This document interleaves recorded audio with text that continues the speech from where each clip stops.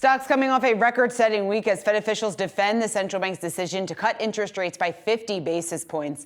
Atlanta Fed President Raphael Bostic saying the time has come to normalize policy as inflation moves back to the Fed's 2% target. In Minneapolis, Fed President Neil Kashkari writing in an essay released this morning that the risk of further labor market weakening warrants a lower federal funds rate. Joining us now, we want to bring in Chris Watling. He's the founder, CEO, and chief market strategist of Longview Economics. And Chris, I guess my question to you is what the market is pricing in versus what we are hearing from the Fed, because still, as we have said, laid out in that intro there, CME Fed Fund futures still pricing in even odds of a 25 or 50 basis point cut in November. Is the market still getting a bit ahead of themselves comparing that to what we're hearing from Fed officials this morning?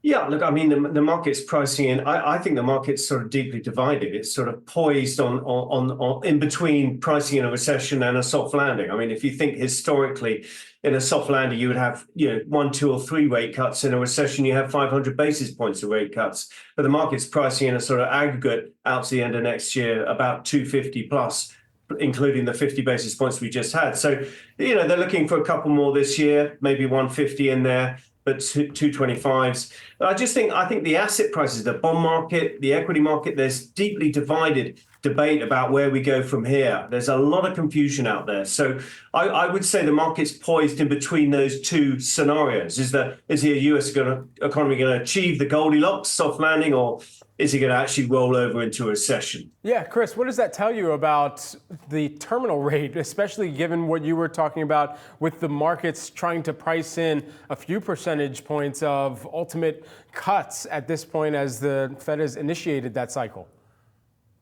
Well, I mean, maybe there's an argument that what we're pricing in, sort of rates down at 2.75%, 3%, is what the market thinks is the neutral terminal rate. And sort of we had that kind of number at the dot plots last week. But I mean, the reality is these kind of questions are incredibly difficult, and no amount of complex equations are going to give the answer. The terminal rate itself changes depending on the structural strengths and weaknesses of the US economy. After the global financial crisis, as everyone's deleveraging, it's much lower. Now, I would argue that the private sector, households and corporates are in much better shape.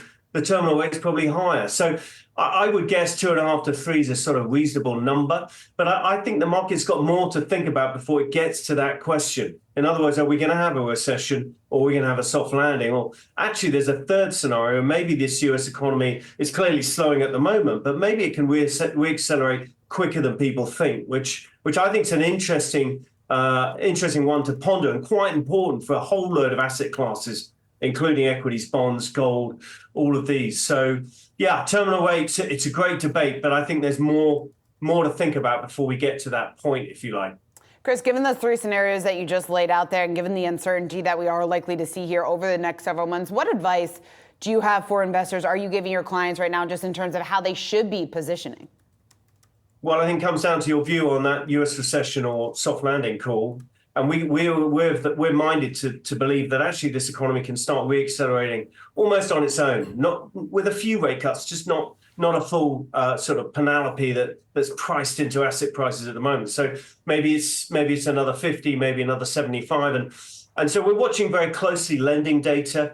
We're watching the mortgage apps. We're watching the idea this housing market in the US could start reaccelerating without a lot more falls in the mortgage rates, and I know that's not a consensus, but I think that's important. So I think you'll get a soft landing and probably a pretty good reacceleration. And that influences where you put money in terms of equity sectors and bonds and gold and things like that. So that's our sort of first key question that we're looking at. And that leads us to the view, of course, that bonds are pretty overcooked here. They're pretty overbought. Yields are at pretty low levels. We're seeing them start to back up on the back of the 50 basis point cut last week. It leads us to the view that maybe gold needs a bit of a pause in its rally, or even a bit of give back. And it leads us to the view that within the equity market, the market's rotating away from tech. And at the moment, it's rotating a bit to defenses. But I think over the course of the next few months, it'll start rotating cyclical. So that's kind of how we're thinking about things. It's all about that key debate. More than ever, it's about that US macro debate. Where are we on that soft landing, recession and reacceleration debate? So yeah, that's how we're thinking and talking to clients at the moment. With that in mind, as we're thinking about some of the recent record highs, and that is the backdrop or the broader context that any investor who's waking up this morning trying to figure out, okay, is there still more room to run from here? What is your assessment? Because in your notes, you're saying that this is a technically concerning level right here. Yeah, I think in the short term, we've kind of overdone it. I mean, we've just priced in a 50-bip cut. The markets loved that over the last 10 days, as they're coming up to the meeting and after the meeting. We're back at the all-time highs on the S&P, as you say. And I think if I look at short-term market timing models, they're all basically on sell. So I'm a little bit cautious. Sentiment's very toppy. There was a survey out over the weekend that I think family offices are 97% bullish. I mean, you just don't get more bullish than that, really. So you got the same in retail, you got the same across many parts of this market. So everyone's kind of all in and positive because you got a 50 basis point cut in a sense. And that just makes me nervous in the near term. So I think technically this market's a little bit overcooked. So I'm a little bit cautious in the very near term.